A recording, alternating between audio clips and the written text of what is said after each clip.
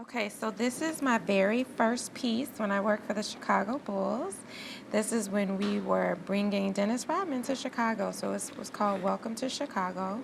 That was my very first piece. And then here is my first release at the agency that I work for, and this was for American Family Insurance. Press release that Willie Wilson, he was announcing his first church fundraiser. So this was some of the press release here. Oh my God, Larvetta has the most energy of anyone that I know, first of all. She also doesn't let things get her down. I believe what keeps Larvetta going is her positivity, but also the fact that she doesn't have an ego.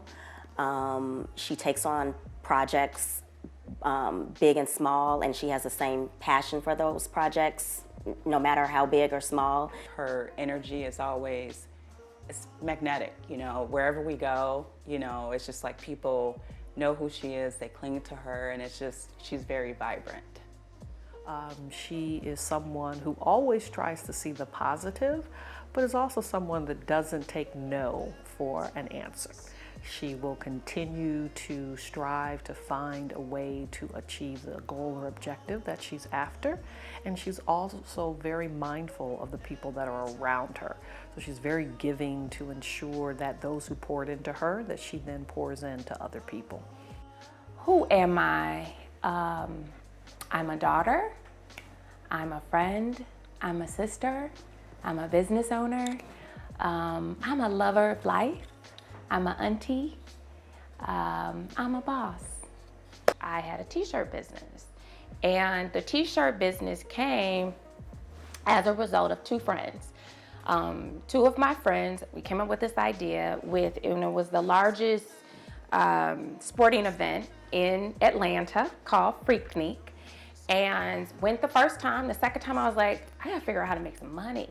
So I said, let's come up with this t-shirt. And so we got the designer, we put it together, and here's what's crazy.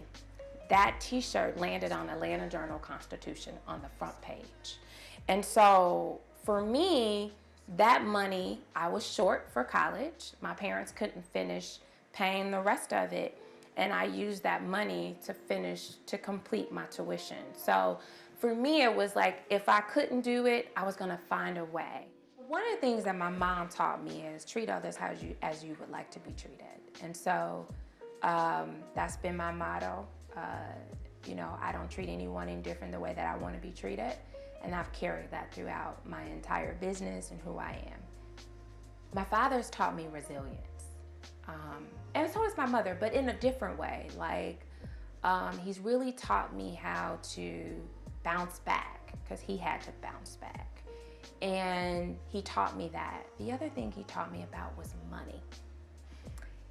My dad will tell you, if it don't make no money, it don't make no sense, it don't make no money, okay? It was about the dollars, sorry to say. He would say, all this stuff you doing, is it making any money? And so he taught me that, but I didn't know that I learned it. That was a behavior because I didn't go into business to make money. I went into business, in my mind, to serve. Larvetta is able to galvanize people, and Larvetta is a big thinker. From the time she went out on her own, it was never to be a consultant, it was never to be a freelancer, it was always to be an agency owner, and that's what she's done. And through it all, she's always bringing other people along with her along the way. So she's very committed, she's a very committed mentor. So I think when I think about Larvetta, it's just she has big ideas, she's always had big ideas that she brings other people along with her to realize those ideas. But she's a great mentor, so she's never at the table alone. She's always bringing others to the table for our benefit and for her clients as well. Leading Ladies, for me, the real story behind Leading Ladies, and I'll say the real story, is that what people don't know is L3 stands for my three initials, which is Larvetta, Latasha, Loftin. My grandfather called me, so he said triple L's. And he said, it stands for lucky, lovely lady. And so when I was building the concept of leading ladies, which I haven't done in 5 years, so it was a concept because at the time the market was bad, economy was in a weird space, and people felt hopeless. And so for me, I thought that if I could bring some amazing women that I thought were incredible in their own right, in their own lanes, and introduce them to people and share their stories, that people will hear, I'm not the only one, that I too experienced that. That we could share stories of triumph, and that would empower us to be entrepreneurs. It would empower us to be mothers. It would empower us to be aunties. It would just empower us. It was leadership, not from a title, but leadership from the heart. Larvetta has taught me that it is important to just also not take no for an answer, and just really hone in on what your niche is. Don't try to let someone else come in and tell you how you should do things or what you should or shouldn't be good at. Just really hone in and know yourself. I attended Atlanta University, and we were the host. We were part of the host committee for the Atlanta 1996 Olympics. And I was a radio, TV, film major. And I applied to participate in the program, got in it, and got a call. That I would be working for the Atlanta 1996 Olympics. It was an amazing experience. What was probably more amazing was that I was a camera operator, and I shot for shooting. To do this, you had to have amazing strategy. So to get that call and to have worked in the sports arena for that was super incredible for me. So in a year's time, I worked for a championship team and then worked for the Atlanta 1996 Olympics.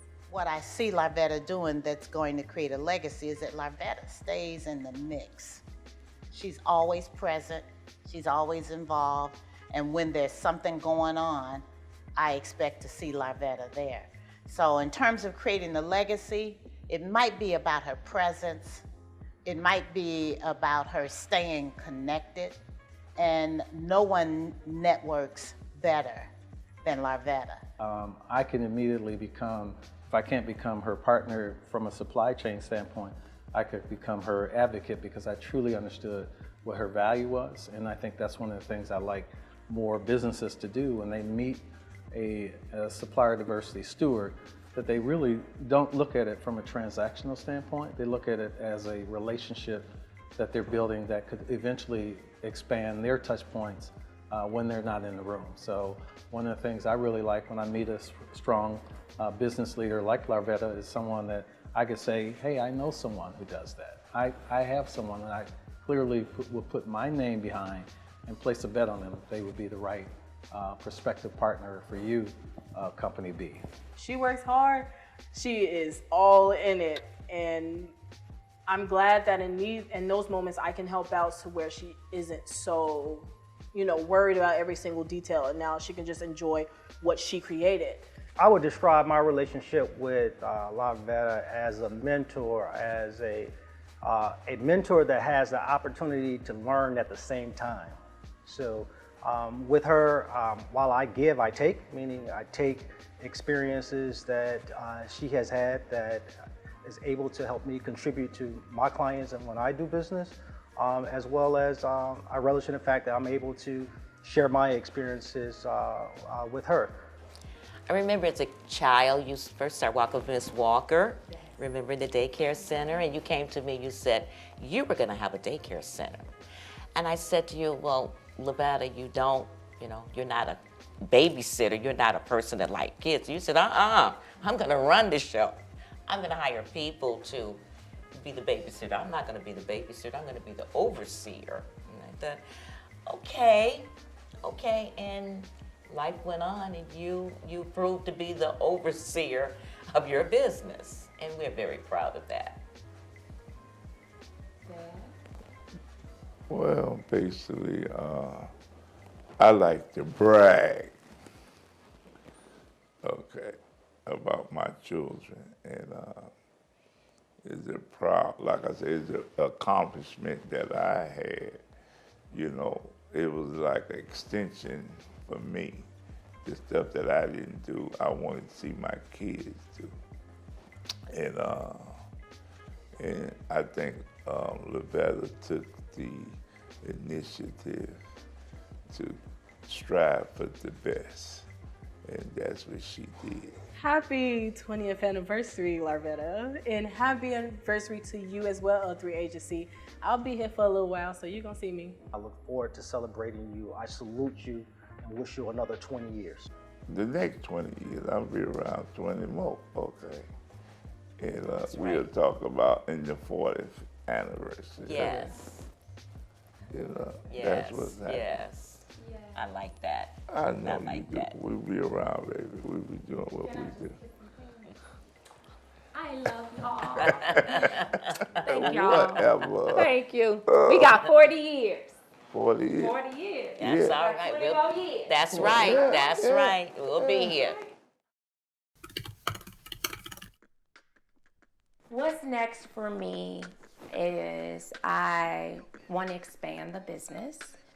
Where we are today is what I know that I didn't see 20 years ago. And what I see as an opportunity is that